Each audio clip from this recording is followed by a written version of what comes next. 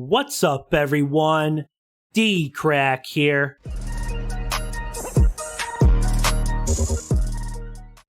So alright guys, we're going to check out a new video by Mr. Nightmare. Like always, I'll have a link to the original video down below. This video is titled 3 True Baby Monitor Horror Stories. So also, if you're new to my channel, make sure and subscribe. Click the bell so you don't miss any future reactions. Also, make sure and leave a like. Leave a comment down below. It does help me out. We're working our way to 50,000 subscribers. So thank you so much, guys, for all the support. But let's go ahead and check out 3 True Baby Monitor Horror Stories. Let's go.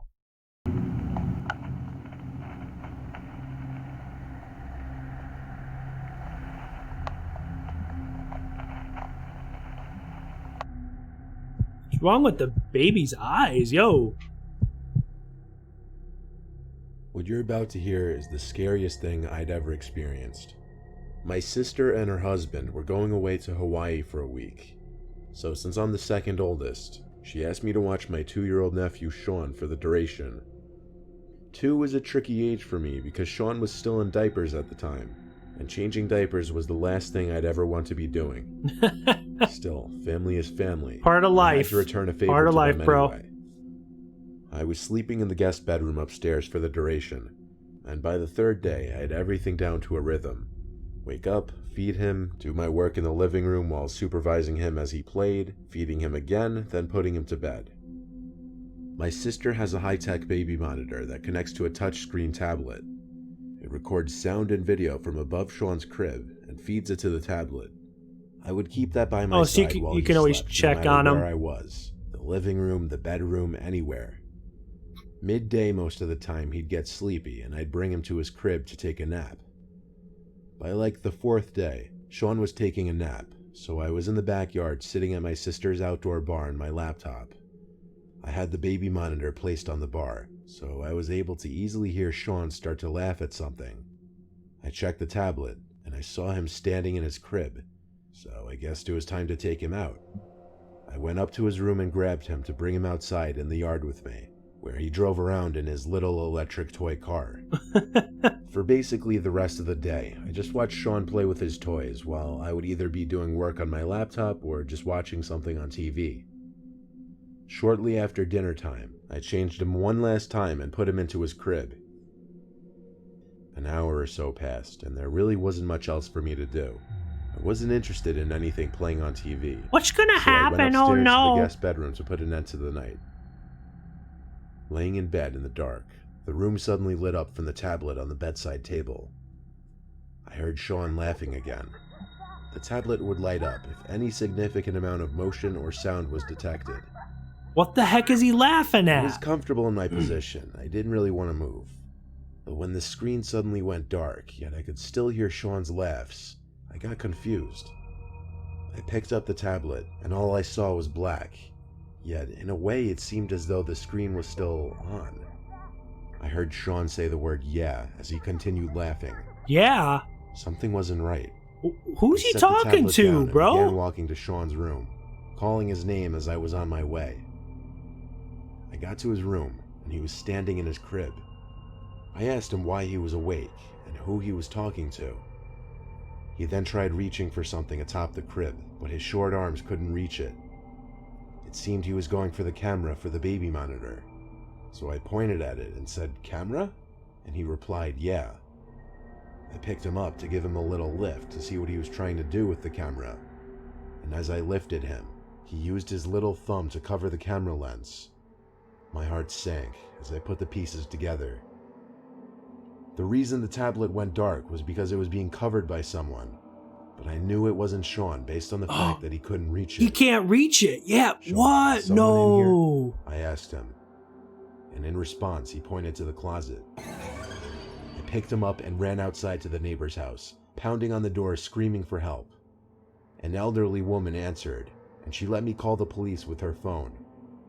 She was already clearly close with Sean, and because of that, she seemed a lot more comforting. Police showed up and said when they checked the upstairs closet, it was open, but no one was inside. The fact that it was open alone says everything, Someone was in Sean's closet that night. What? They Who? must have made an escape when I took Sean and ran.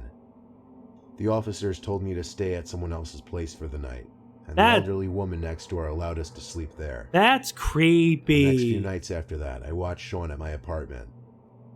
My sister and her husband cut the trip short, of course, after hearing the news. Who the hell would just be hanging out in the closet talking to a baby? I was a 10-year-old diabetic who lived on the second-story floor. My parents lived on the first floor. That night, my dad was watching a scary movie about aliens. The aliens took over the world and were controlling people with their minds. I was unable to sleep in the room that I shared with my sister that night, so instead I slept on the first-story floor with my parents. At that time, my parents were using a baby monitor to make sure I didn't need any help in the middle of the night to take care of my diabetes. Late that night, as my parents and I fell asleep, I heard my mother's voice over the baby monitor. She said, "Amanda, honey, come give me a kiss. I'm going to work." It's not going to be the mom. In confused daze, I looked outside to see it was pitch black. That's weird, I go to myself. Isn't it too late for my mom to be going to work? I rub the sleep out of my eyes as I make my way upstairs. The door to my sister's room cracks open, but my mom isn't in there. My sister is sound asleep on her bed, and the curtain just drifts open. I look around for my mom, but still can't find her. Whose voice was it I then? make my way fast What? down the stairs and back into my parents' room, where my mom sat up and went, "What are you doing up?" I said, "Didn't you just ask me to come upstairs to give you a kiss goodbye?" Oh, that, She looks at no, me funny. no. "No, why would I say that?" she said. I looked at the baby monitor and said, "You didn't hear that?" Oh, She looked at me hell funny and says, "Go back no. to sleep." Bro. I lay on the floor shaking, thinking about what just happened.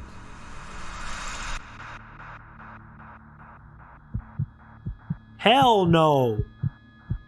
It was a ghost or a demon mimicking the voice of the mom, the In mother. my teens and early 20s, I would babysit as my side hustle. I was always really good with toddlers and babies, and usually the parents of the really young ones would pay more. There was this one pair of kids named Lucas and Adriana. Lucas was 2 and Adriana was 7, though Adriana doesn't have much to do with this story, I'll just say that right now. Lucas didn't really speak much, though I was told he had only just turned 2 a few weeks ago at the time. After a long and stressful day of watching the kids, they went to sleep. I would be spending the night at this couple's house watching their kids while they were out in some beach town with friends or something. When the kids finally went to sleep, I had some peace and quiet and time to unwind, as watching the two of them was a lot. Yeah, I lay in bet. the living room watching a movie. The couple actually still had a baby monitor for Lucas's room, and they asked me to keep that in earshot when he went to sleep. I left it on the coffee table in the living room. Eventually, I ended up on a FaceTime call with my friend, and that ate away so much time that by the end of it, it was past 12. I went to sleep after that. Actually, I fell asleep pretty easily. The next thing I remember was the dream. The freaky, disturbing, messed up dream. Oh, what dream? Everyone knows dreams can be weird and grainy, so I can't Yeah. describe verbatim Yeah. what happened in this dream. But the best I can remember, I somehow had lost the baby monitor and Lucas was missing. After searching through this weird dream version of the couple's house, I found the baby monitor under the bed, and on the screen was Lucas's dead body. And upon seeing that, a Yo! deep voice kept saying, "This was your fault." That's I must have heard it like 3 fucked times up. before I suddenly woke up. After realizing it was just a dream, I remembered the baby monitor. I left it on the coffee table downstairs. But before going down to get it, I figured I'd check Lucas's room first since it was closer anyway. And I saw he was fast asleep. After that, I thank went God. downstairs to get the device and went back up to the room I was staying in. I went back to sleep, but once again, I woke up sometime later. But this time, I woke up to the little monitor device beeping and the red light flashing. What? I picked it up, and on the screen Oh. was Lucas standing up looking directly into the camera. Not smiling or laughing, just looking dead set into the camera, his eyes glowing in the night That's vision. creepy. Oh my The way he was God. looking freaked me out. It was a cause for concern, so I rushed over to his room. But when I got to his room, he was fast asleep, laying on his back. I said Oh, his that name just a few gave me times and lightly chills, shook him, yo. but he didn't wake up. I looked around the room, scared, feeling like there was another presence in there with us. I checked the closet and looked under the crib. No one. I went back to the other bedroom and looked at the It's monitor not again, physical. and it showed Lucas laying flat in his crib. I turned it off for the night. Yo, I didn't that's sleep as easily after creepy. that. To this day, I still don't understand that dream I had, or if it was some kind of warning. And I don't know what exactly I was seeing on that baby monitor screen. I just don't know what to believe was actually real. Yo, that just gave me chills down my spine. How freaking Lucas, the baby, was just staring at the camera. It was creepy as hell.